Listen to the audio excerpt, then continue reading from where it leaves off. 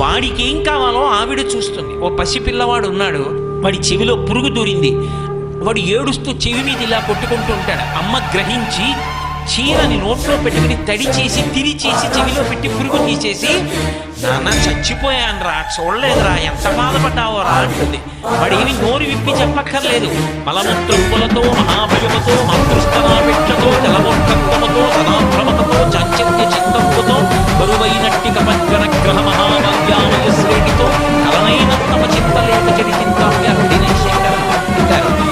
అటువంటి స్థితిలో ఏది నోరు విప్పి చెప్పకపోయినా అన్నీ ఇచ్చి కాపాడిన అమ్మలా ఆ తల్లి యొక్క భక్తి కలిగి పాత్రత ఉన్నవాడు ఎవడున్నాడో వాడి అవసరాల గురించి వాడు ఆలోచించవలసిన అవసరం ఉండదు.